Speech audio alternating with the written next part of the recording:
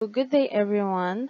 Good afternoon, rather. Today we'll be having discussion about the what are the things that symbolize the historical period of literary criticism. So first we have here the classical, which the mirror symbolizes because Plato was actually critical of poetry and art, and in the Republic he said that all art is just an imitation of an imitation.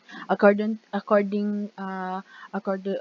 to him also, reality is the world of ideal forms, and it shows that mirror is the perfect example of truth of things, and what we see in the mirror is the reflection of a truth or a shadow. So second is a medieval, which symbolizes the church, which church heart Bible symbolizes the medieval rather.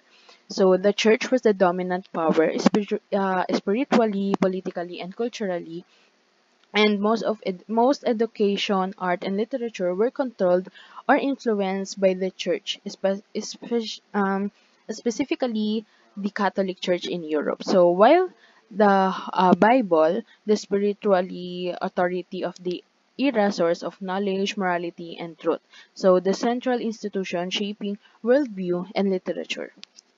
So last is the heart, and this also claims that the seat of emotion, faith, and devotion. And also in the medieval mindset, the heart was the faith lived, not just a symbol of love, but a devotion, humility, and inner truth. So last is the Renaissance, sculpture and butterfly. So the sculpture was symbolizes the Renaissance and butterfly also, because Renaissance was literally means rebirth, and it's all about reviving the art, philosophy, and humanism of ancient Greece and Rome. So humanism is a sculpture used the humanism. So thinkers and artists turned their focus on the human form, dignity, and emotion. So it also shows individuality. So unlike the medieval art, which was mostly symbolic or spiritual, Renaissance sculpture celebrated the individual, the beauty, the emotion in the earthy present. And also, the perfect example of this sculpture is the Michelangelo's work, which is a ideal of human form, brilliance, and classical proportion. So next one is the butterfly, which is a powerful metaphor for the Renaissance spirit because it shows transformation, rebirth, and elevation of the soul and intellect. So just like a caterpillar transforms into a butterfly, the Renaissance marked a shift from a so-called dark Middle Ages to a new age of light. So it shows the light, knowledge, and beauty that turned into freedom, like the butterfly.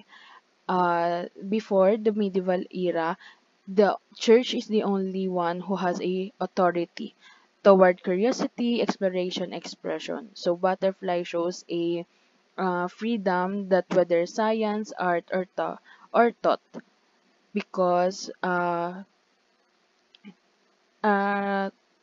butterfly shows rebirth and awakening to people.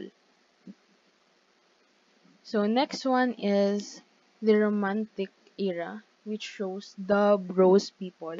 So we all know that Dub emphasizes freedom, while Rose is love, and people is individualism. And last one is the Victorian era, which shows the weighting scale and morality, and which shows the weighting scale as symbol because it means the morality and justice, and hammer is also a justice. So, Open Educational Resources, or OER, these are the freely accessible educational materials that play a vital role in promoting ethical practices within the educational technology or EdTech. So, these resources enhance affordability and provide equitable access to quality education globally. Initiatives such as MIT's Open Coursewave and the Khan Academy have significantly contributed to creating an open and inclusive educational ecosystem.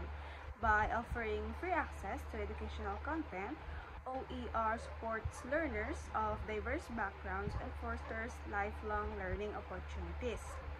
And the next one is feedback and continuous improvement.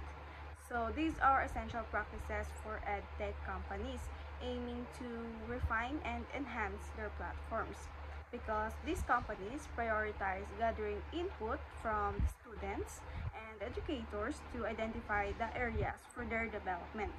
For example, platforms like Coursera and edX, they utilize regular surveys and feedback mechanisms to obtain valuable insights from the users, and this approach enables them to implement improvements that align with the evolving needs of their users base and thereby maintaining high standards of quality and effectiveness in their educational offerings. So the next one is structuralism. So structuralist literary criticism, this analyzes text by looking at the underlying structures that shape meaning. So influenced by thinkers like Ferdinand de Saussure, structuralism emphasizes patterns, codes, and cultural context to understand how texts convey ideas. So the symbol, it symbolizes semiotics because it views literature as a system of signs where meaning is created through relationship between elements, and the book here symbolizes the style and the structure of the text. So the next one is Marxism. So Marxist literary criticism, it interprets literature through the lens of class struggle and socioeconomic systems. So this explores how text reflects or challenge power structures, focusing on themes like oppression, labor, and wealth distribution. So inspired by Karl Marx, critics examine how literature can promote social change or highlight inequalities in society. So the woman symbol here, it symbolizes the feminist approach, and the yin yang in the poster, it symbolizes the culture which is connected to the social change and the societal challenges in the Marxism. So the last one is the contemporary. So contemporary literary criticism, it covers a wide range of modern theories and approaches, including feminism, post-colonialism, and deconstruction. So it often focuses on diverse voices and global perspective, analyzing how literature addresses current social, cultural, and political issues. So critics aim to understand the evolving role of literature in shaping the reflecting the modern world. So the globe in the poster symbolizes the world or as the modern world, and the laptop, the Canva, symbolizes the digitalization of our modern world or in the current society we are in.